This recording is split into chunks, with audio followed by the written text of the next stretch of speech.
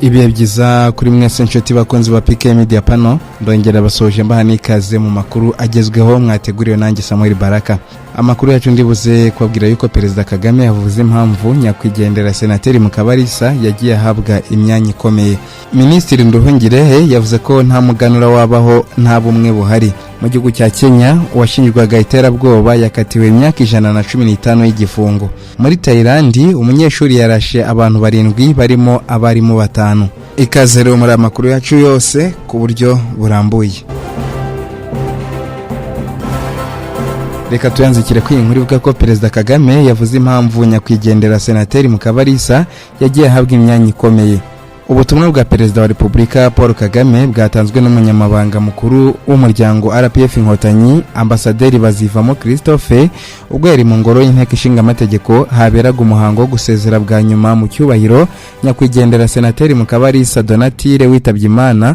Buvuga ko uyu mubyeyi yagiye atorerwa cyangwa agahabwa inshingano zitandukanye kandi zisaba byinshi kandi akazisoza neza kubera ko yumvaga neza ko gukorera igihugu ari inshingano iruta izindi kandi ifite agaciro gakomeye. Ubutumwa bwa Perezida Kagame bwagiraga buti Senateri Mukabalisa Donatille yarangwaga n'indangagaciro zabaye umusingi w'iterambere ry'u Rwanda zirimo kuba inyangamugayo, kwicisha bugufi, kwihangana no guhora yubahiriza inshingano afite. Yagiye atorerwa cyangwa agahabwa inshingano zitandukanye kandi zisaba byinshi kandi zose yagiye azisohoza neza n'ubwitange bwinshi. Ibyo byaterwaga nuko yumvaga neza ko gukorera igihugu ari inshingano iruta izindi kandi ifite agaciro gakomeye. Uwo mutima wo kwitangira abandi niwo waranze ubuzima bwe bwose, watumye yubahwa nabo bakoranye, anagirirwa icyizere kenshi. Igihugu kimushimira ubwo bwitange. Depite Munyangeyo Theogene wari uhagarariye umutwe wa politiki wa APR muri uyu muhango yavuze ko nyakwigendera Mukabalisa yaravuze byinshi muri iryo shyaka. Yagize ati muri PR nyakubahwa Mukabalisa Donatille ntiyari perezida gusa, yari umubyeyi wa benshi, umujyanama, umurezi n'umuyobozi wahoraga ashishikajwe no kubaka ishyaka rirangwa n'ubumwe, ubufatanye n'icyerekezo kirambye.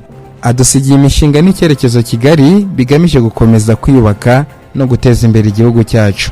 Perezida wa Sena Karinda François Xavier yagarutse ku mirimo Senateri Mukabalisa Donatille yakoreye igihugu, agira ati muvandimwe nyakubahwa Mukabalisa Donatille, abagize inteko ishinga amategeko bagenzi bawe, udusigiye umurage mwiza tuzahora tukwibukiraho. Imirimo myiza wakoreye igihugu, umuryango wawe n'abakugireho umugisha bose biguherekeze kandi uruhukire mu mahoro. Ndabashimira ko mwitabiriye iki gikorwa cyo gusezera bwa nyuma mu cyubahiro nyakubahwa Mukabalisa Donatille. Nongeye kwifuriza umuryango we gukomera kandi tuwizeza ko tuzakomeza kuba hafi. Donatille Mukabalisa yitabye Imana kuwa 30 Nyakanga 2026 azize uburwayi nyuma y'igihe arwariye mu bitaro. Inkuru y'urupfu rwe yatangajwe na Sena y'u Rwanda ndetse n'ibitangazamakuru bitandukanye. Donatille Mukabalisa yari umwe mu banyapolitiki b'inararibonye mu Rwanda. Mu nshingano zitandukanye yakoze harimo perezida w'umutwe w'abadepite kuva muri 2013 kugeza 2024, senateri mu nteko ishinga amategeko umutwe wa Sena kuva 2024 kugeza igihe yitabye Imana. Yari perezida w'ishyaka riharanira kwishyura ukizana kwa buri muntu PR. Mbere yaho yabaye minisitiri ushinzwe ibikorwa bya minisitiri muri guverinoma y'u Rwanda, anagira izindi nshingano mu buyobozi bw'igihugu. Yavutse kwa 30 Nyakanga mu 1960. Yari afite impamyabumenyi mu mategeko kandi yarazwi cyane mu guteza imbere imikorere y'inteko ishinga amategeko, uburinganire n'imiyoborere myiza. Yasimbuwe ku mwanya wa perezida w'umutwe w'abadepite muri 2024 nyuma za kugirwa senateri kugeza igihe yitabye Imana.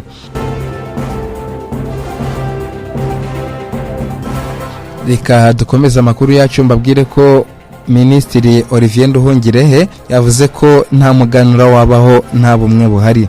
Minisitiri w'ububanyi n'amahanga Ambasaderi Nduhungirehe Olivier yagaragaje ko umunsi w'umuganura ari isoko y'ubumwe bw'abanyarwanda. Yabigarutseho kuri uyu wa 7 Kanama 2026 mu birori byo kwizihiza umuganura byabereye mu karere ka Nyarugenge ku rwego rw'umujyi wa Kigali. Nduhungirehe yasobanuye icyo kwizihiza uyu munsi bivuze, agaragaza ko ari umuco w'abanyarwanda kuva kera. Yavuze ko nta muganura ushobora kubaho nta bumwe buhari, ndetse ko ariyo mpamvu abakoloni babanje guhagarika umuganura bakigera mu Rwanda. Ati ubumwe nibwo shingiro rya byose mu byo dukora. Iki gihugu cyasenywe no kutarangwa n'ubumwe kandi cyubakwa no kugira ubumwe. nta muganura wabaho nta bumwe buhari. Yakomeje avuga ko uretse ubumwe, umuganura ushingiye ku zindi ndangagaciro zirimo umurimo, gukunda igihugu, ubupfura no kwigira. Yagaragaje ko umuganura ari umwanya mwiza wo kwishimira ibyagezweho ndetse no kureba uburyo ibitaragenze neza byakosorwa mu gihe kiri imbere. Ati dufata umwanya tukishimira ibyagezweho, umusaruro wabonetse tukawushimira Imana, ariko tukanareba ku bitaragenze neza, tukaganira ku bikwiye kongerwamo imbaraga, gukosorwa kugira ngo umusaruro w'umwaka utaha uzagende neza. Nduhungirehe yabwiye abitabiriye ibi birori ko kuba ku munsi w'umuganura habamo umuco wo gusangira umusaruro n'inzoga bitavuze ko ari ukuzinywera gusinda cyangwa kwiyangiza. Ati kuri uyu munsi w'umuganura dusangira inzoga, ariko kuzisangira bivuze ko ari ikimenyetso cy'ubusabane hagati y'Abanyarwanda, ntabwo ari ukuzinywa kugira ngo tuzimare cyangwa ngo umuntu asinde. Yabigarutseho nyuma y'uko guverinoma y'u Rwanda itangije gahunda yo kurwanya inzoga zitujuje ubuziranenge. Umuyobozi w'umujyi wa Kigali Dusengiyumva Samuel yavuze ko umuganura ari umwanya mwiza wo kuganira ku bibazo byugarije abaturage, cyane cyane urubyiruko, birimo ubusinzi, gukoresha ibiyobyabwenge n'ibindi. Yavuze ko kuba ibi bibazo bisigaye byariyongereye cyane ari ukubera ko ababyeyi basigaye batatera inshingano zabo zo kwita ku bana babo igihe bakiri bato. Ati nko mu mujyi wa Kigali hari ababyeyi duhamagara ubonye umwana we ku muhanda akakubwira ngo uwo mwana mu mujyane yarananiye, ibyo ntabwo ari iby'i Rwanda. Yabibukije ko bafite inshingano zo kurindira umutekano abana babo ndetse no kubafasha kuzavamo abantu baziteza imbere ubwabo, imiryango yabo n'igihugu muri rusange mu gihe kizaza.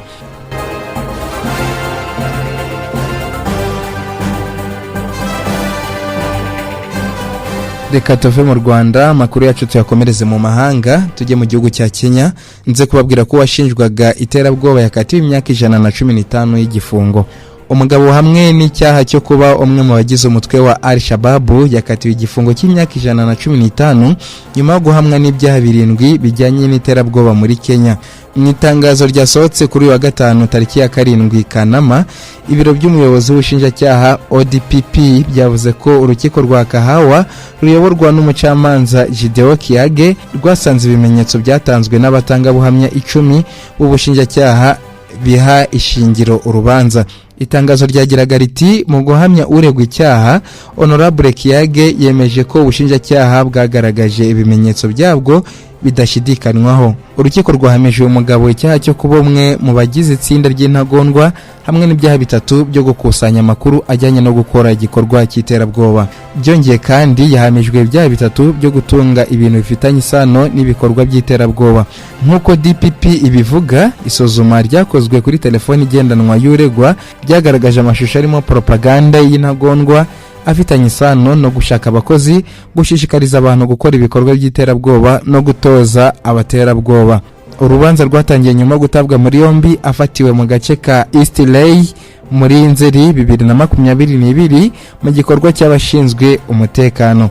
Kiage yakatiye uregwa igifungo cy'imyaka 20 kubera kuba umwe mu bagize umutwe wa Al-Shabaab, anashyira igifungo cy'inyongera ku byaha bisigaye.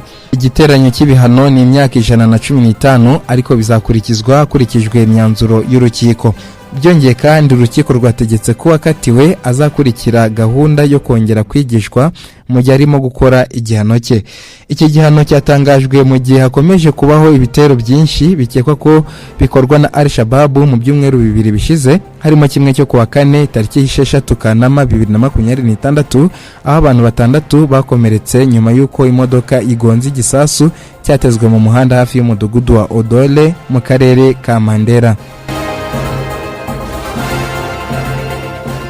Reka tujye mu gihugu cya Uganda, mbabwire ko inzara iri muri za kaminuza ituma bagurisha ibyo batunze. Abanyeshuri ba kaminuza muri Uganda bahanganye n'ikibazo cy'inzara gikomeje kugira ingaruka ku buzima bwabo no ku myigire yabo. Abanyeshuri ba kaminuza muri Uganda bahanganye n'ikibazo cy'inzara gikomeje kugira ingaruka ku buzima bwabo no ku myigire yabo, aho bamwe bavuga ko kubura amafunguro bituma basiba amasomo ndetse bagahitamo kugurisha ibyo batunze. Muri iki gihe kaminuza zo muri Uganda zirimo kwakira abanyeshuri bashya, ariko bamwe mu basanzwe bahiga bavuga ko ikibazo cyo kubona amafunguro gihangayikishije. Bavuga ko bamwe bamara iminsi barya ifunguro rimwe ku munsi, abandi bagahitamo ibiribwa bihendutse bitujuje intungamubiri zihagije bihagije kugira ngo babashe kuzigama amafaranga. Abanyeshuri bavuga ko inzara ibabuza kwibanda ku masomo ndetse rimwe na rimwe ikabatera gusiba amasomo. Ubuhamya bw'abanyeshuri baganiriye n'ikinyamakuru New Vision ndetse na raporo y'umuryango uharanira uburenganzira bwo kubona ibiribwa muri Uganda Food Rights Alliance FRA bwakozwe muri za kaminuza zitandukanye butanga ishusho y'uko bamwe mu bahatirwa kugurisha ibyo batunze, gufata imyenda cyangwa gushaka ubundi buryo bwo kubaho. Abasesenguzi n'abakurikiranira hafi imibereho y'abanyeshuri bavuga ko n'ubufasha butangwa na leta budakemura ibibazo byose bahura nabyo. Amafaranga ahabwa bamwe mu banyeshuri bafasha kwiga azwi nka buruse bavuga ko adahagije mu kwishyura icumbi, kurya n'ibindi bikoresho by'ibanze bikenerwa mu myigire. Leta ya Uganda ivuga ko ikomeje gufasha abanyeshuri binyuze muri gahunda zitandukanye z'uburezi, ariko ikemera ko ikibazo cy'imibereho n'imirire gisaba ubufatanye bw'inzego zitandukanye kugira ngo haboneke igisubizo kirambye.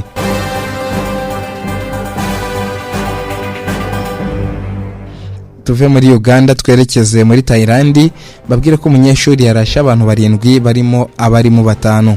Ibara ryaguye muri Thailand, umunyeshuri yarashe abantu 7 barimo abarimu 5 na nyirakuru na sekuru nawe arirasa.